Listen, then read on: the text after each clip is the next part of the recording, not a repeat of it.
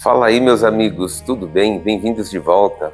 Bem, no vídeo de hoje nós vamos olhar de perto para o capítulo mais trágico e, ao mesmo tempo, mais cheio de esperança do Antigo Testamento. Quando nós olhamos para o mundo hoje, com tantas guerras, tantas doenças, dores, relacionamentos quebrados, a pergunta que grita na nossa mente é a seguinte: o que foi que deu errado?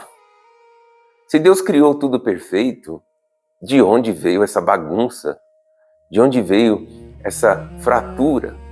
Bem, hoje nós vamos falar sobre Gênesis capítulo 3 e eu garanto a você, a história não é exatamente como os livros infantis desenham.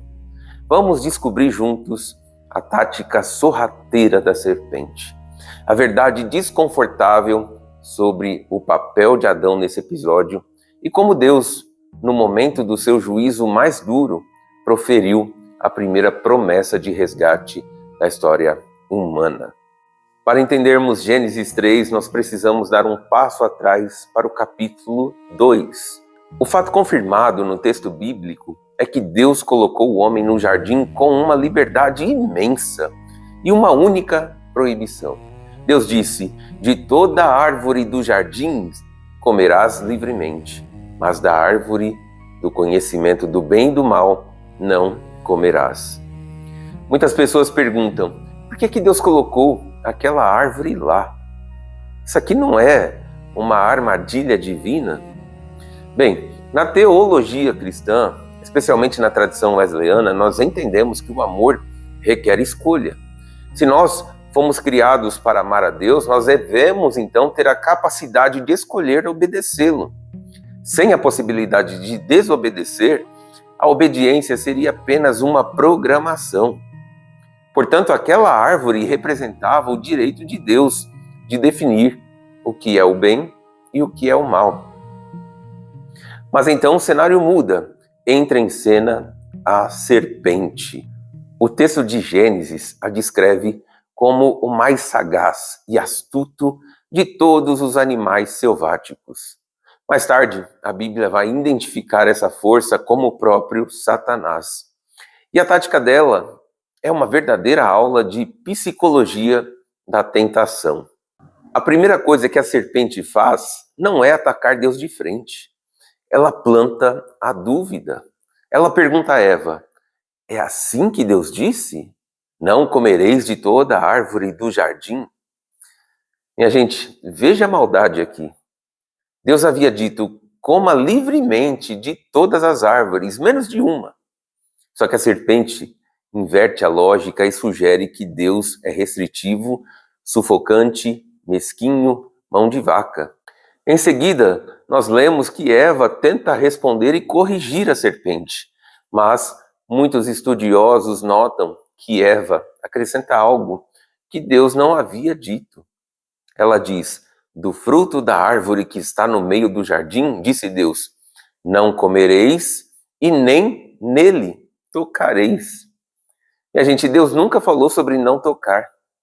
Isso aqui nos mostra que talvez o ressentimento já estivesse brotando no coração humano. E a regra de Deus já estava parecendo um fardo pesado. É então que a serpente dá o bote final. E ela ataca o caráter de Deus frontalmente. E ela diz: vocês não vão morrer. Deus sabe que no dia que comerem, os seus olhos se abrirão e vocês serão como Deus. Ou seja, a essência do pecado, minha gente, é questionar o caráter de Deus. Quando nós pecamos, nós estamos dizendo no fundo do nosso coração: Deus, o Senhor não sabe o que é melhor para mim. O Senhor está escondendo algo bom de mim. Portanto, eu serei o meu próprio mestre, eu serei o Senhor do meu destino. E aqui nós chegamos a um detalhe histórico e textual que muda todas as coisas. Nas pinturas clássicas, você sempre vê Eva sozinha conversando com a cobra. Mas leia de novo Gênesis 3, versículo 6, e faça isso com atenção. O texto diz que ela tomou o fruto, comeu e deu ao seu marido que estava com ela. Isso mesmo, gente. Os verbos e pronomes no hebraico durante o diálogo da serpente estão no plural. Adão estava lá o tempo todo. Segundo o Dr. Bill Mounce e diversos teólogos, a grande tragédia aqui não é apenas a desobediência da Eva, mas a omissão profunda de Adão. Ele não interveio, ele não protegeu a sua esposa, ele não lembrou a palavra de Deus a ela. Ele ficou calado e simplesmente comeu. É por isso que, teologicamente, a responsabilidade pela entrada do pecado no mundo recai sobre Adão, conforme o apóstolo Paulo deixa muito claro em Romanos, no capítulo 5. Agora, no momento em que eles comem, os olhos deles se abrem, mas a promessa da serpente era uma mentira vazia. Eles não se tornaram deuses, eles apenas descobriram que estavam nus. A vergonha entrou no mundo, a harmonia perfeita entre homem e mulher se quebrou e eles tentam remendar a situação costurando folhas de figueira. E então, fazendo isso, ouvem os passos de Deus no jardim. E o que eles fazem? Correm e se escondem. Ou seja, o pecado nos faz fugir de forma irracional. Como você se esconde do Criador do universo atrás de um arbusto? Mas é exatamente isso que nós fazemos até hoje, quando nós falhamos. E aí Deus pergunta, onde você está? Não porque Deus precisasse de um GPS, não porque Deus não soubesse onde o primeiro casal estava. Na verdade, isso aqui era um convite gracioso de Deus à confissão. Mas em vez de arrependimento, nós vemos o nascimento do jogo da culpa. Adão diz, a mulher que tu me destes me deu fruto. Ou seja, Adão está culpando a Eva e também culpa o próprio Deus. Eva, por sua vez, culpa a serpente e diz, foi a serpente que me enganou. Ou seja, a consciência disso atinge toda a criação. E Deus profere juízos severos. A terra é amaldiçoada por causa de Adão, produzindo espinhos.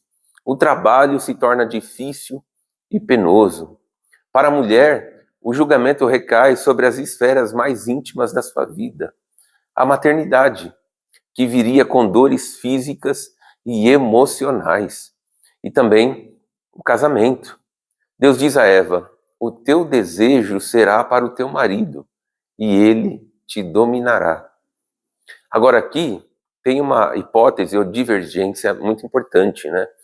A visão tradicional lia isso apenas como submissão hierárquica, mas muitos acadêmicos modernos, como Susan Fo, cuja interpretação é amplamente aceita hoje em círculos reformados e evangélicos, argumentam que a palavra desejo aqui significa o desejo de controlar ou usurpar. O julgamento é que o casamento, que era uma parceria de amor, viraria um campo de batalha por poder. Mas no meio das sombras e das maldições proferidas no Éden, brilha o primeiro raio de luz de toda a Bíblia. Acontece lá em Gênesis 3, versículo 15, quando Deus fala diretamente à serpente.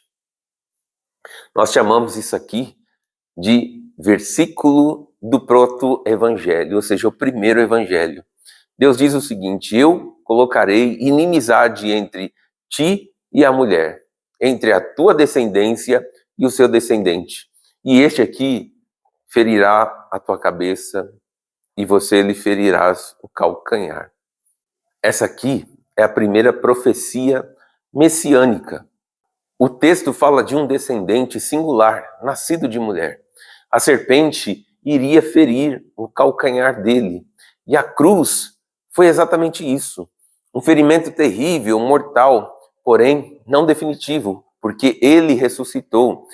Mas esse descendente esmagaria a cabeça da serpente, ou seja, daria um golpe fatal. Isso seria a derrota completa do mal. Além da promessa, Deus realiza uma ação de graça imediata. O texto diz que Deus fez roupas de pele para Adão e Eva e os vestiu. Agora pensa nisso. Para haver pele, tinha que haver sangue. A maioria dos teólogos vê aqui o primeiro sacrifício da história. o próprio Deus providencia o sacrifício para cobrir a vergonha do homem, porque as folhas de figueira, que representam as nossas próprias desculpas e até as nossas boas obras, nunca serão suficientes. Deus então os expulsa do jardim.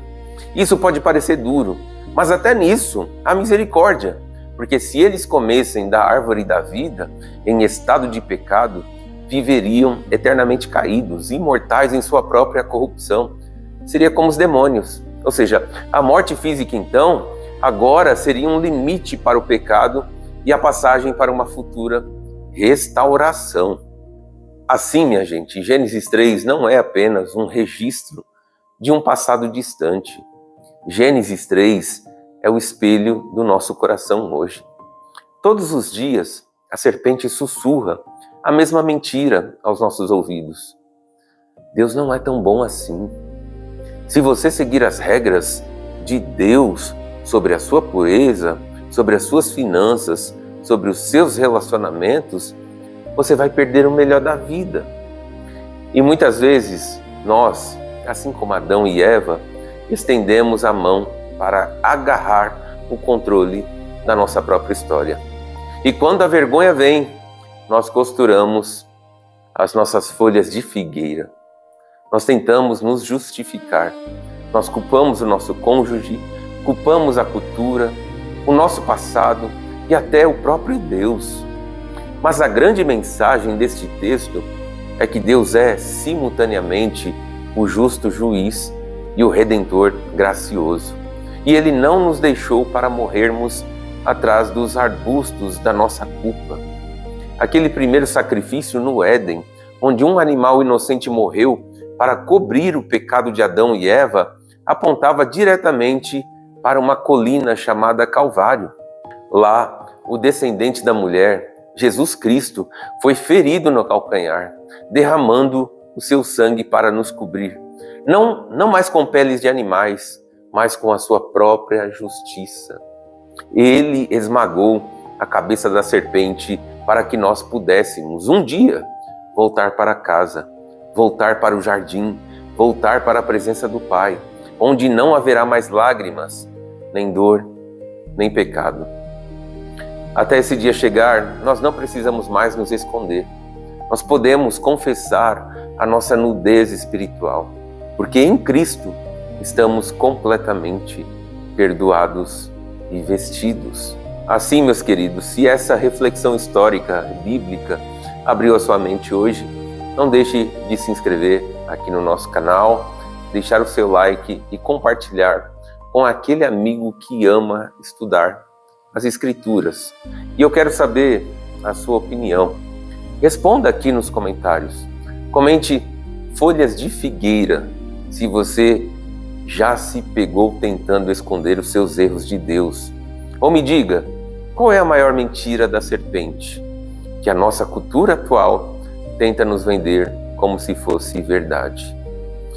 Meus amigos, forte abraço, fiquem na paz do Senhor e até o próximo vídeo. Tchau.